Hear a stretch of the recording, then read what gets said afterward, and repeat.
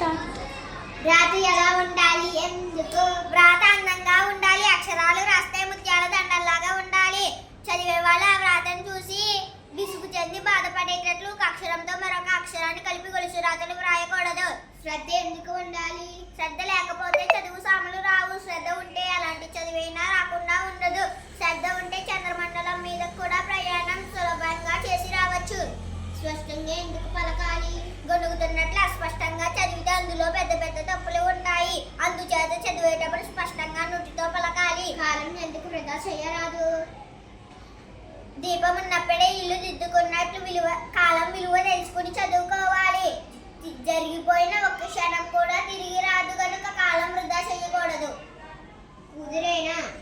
అందంగా ఉండే దస్తూరి, వ్రాత, సరాలు, దండలు వేశారు. బాధపడు, శ్రద్ధ, అశ్రద్ధ, యాత్రం, ప్రయాణం, వెళ్ళ, సమయం, స్పష్టముగా తెలిసేటట్లు, అడుగుచుండు, కలుగుచుండు, కడిచిపోయిన, జరిగిపోయిన, ఉరక, వృత్యంగా, బద్ధకం, సోమరితనం, వద్దు, తెలివి తక్కువవాడు.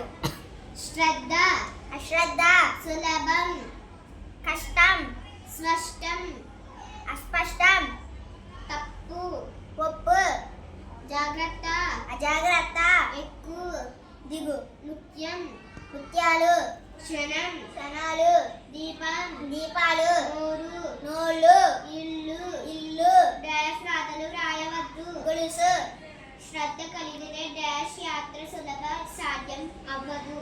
చంద్రమండల యాత్ర డాష్ ఉన్నప్పుడే ఇల్లు దిద్దుకోవాలి. దీపం, శివుడు, ఎద్దు, విష్ణువు, గెద్ద, బ్రహ్మ, హంస, మొద్దు, బల్ల.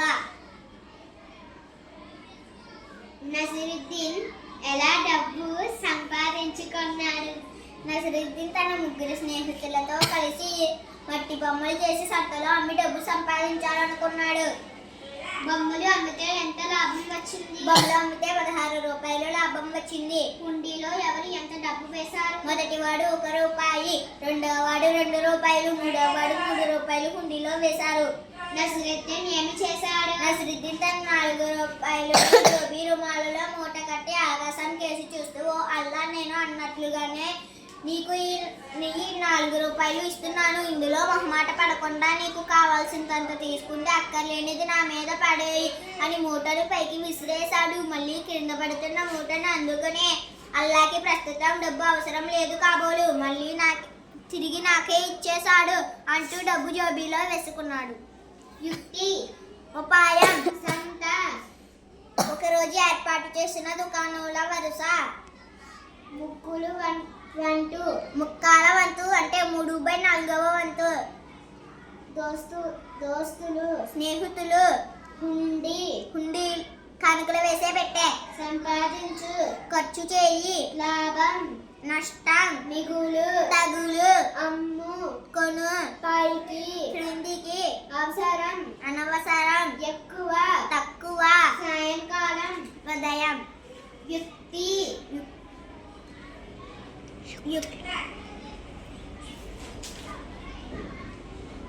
వ్యక్తులు,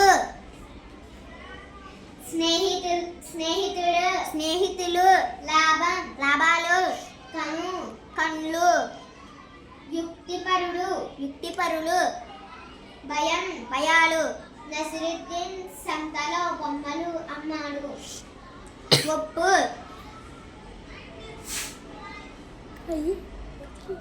నసిరుద్దీన్ కి 4 స్నేహితులు ఉన్నారు. ఒప్పు. నసిరుద్దీన్ లాభం ఎంత దేవునికి ఇస్తున్నాడు. ఒప్పు. బొమ్మలు అమ్మడం వలన 16 రూపాయల లాభం వచ్చింది. తప్పు. నసిరుద్దీన్ కి 4 రూపాయల లాభం వచ్చింది. ఒప్పు. నసిరుద్దీన్ సంతలో డాష్ బొమ్మలు అమ్మి డబ్బు సంపాదించాడు. మట్టి. మొదటివాడు లాభంలో డాష్ వంతు దేవునికి ఇస్తును అన్నాడు. 4వ వంతు. 2వ వాడు లాభంలో డాష్ వంతు దేవునికి ఇస్తాను అన్నాడు. సగం. 3వ వాడు లాభంలో డాష్ వంతు దేవునికి ఇస్తాను అన్నాడు. ముక్కాలు. అన్న మాట తప్పితే డాష్ పోతాయి. కళ్ళు. ఒక్కొక్కరు డాష్ రూపాయల వంతను పంచుకున్నారు. 4. నసిరుద్దీన్ 4 రూపాయలు డాష్ లో ముట్టుకొంటాయి. జేబీ రుమాలలో డాష్ కి ప్రస్తుతం డబ్బు అవసరం లేదు కాబోలు. అల్లాకి. రమేష్ బాబు ఏ ఊరిలో ఉన్నాడు? రమేష్ బాబు గుంటూరులో ఉన్నాడు. రమేష్ బాబు తండ్రి పేరేమిటి? రమేష్ బాబు తండ్రి పేరు చిరంజీవి వెల్లంకి రామారావు. రమేష్ బాబు తండ్రి ఏ ఊరిలో ఉన్నాడు? రమేష్ బాబు తండ్రి కూకట్పల్లిలో ఉన్నాడు. రమేష్ బాబు ఎక్కడ ఉండి చదువుకుంటున్నాడు? రమేష్ బాబు గుంటూరులో ఉండి చదువుకుంటున్నాడు. రమేష్ బాబు తల్లిదండ్రులు అతని మామయ్య ద్వారా ఏమి పంపించారు? రమేష్ బాబు తల్లిదండ్రులు అతని మామయ్య ద్వారా అరిసెలు పంపించారు. రామారావు కోరిక ఏమిటి? రమేష్ బాబు క్వార్టర్లీ పరీక్షల్లో మొదటి తరగతిలో మొదటి ర్యాంకు సాధించాలని రామారావు కోరిక. రామారావు ఇంటికి దసరాకు ఎవరు వస్తున్నారు? రమేష్ బాబు అక్క బావ దసరాకి రామారావు ఇంటికి వస్తున్నారు. రామారావు కుమారుని ఏమని సంబోధించాడు? రామారావు కుమారుని వెల్లంకి చిరంజీవి రమేష్ బాబు అని సంబోధించాడు. రామారావు చిరునామా వ్రాయండి. వెల్లంకి రామారావు, ఇంటి నంబర్ 16-2-23, కూకట్పల్లి, రంగారెడ్డి జిల్లా 500072. రమేష్ బాబు చిరునామా వ్రాయండి. వెల్లంకి రమేష్ బాబు 3వ తరగతి, శ్యామలానగర్, గుంటూరు 522006. బాబు జవాబు. ఉత్తరం సమాధానం. క్షణం క్షణాలు. కుశలం. మాస పరీక్షలు నెలలో పెట్టే పరీక్షలు. క్వార్టర్లీ పరీక్షలు 3 నెలలకు పెట్టే పరీక్షలు. అసిస్ట్ దీవెన.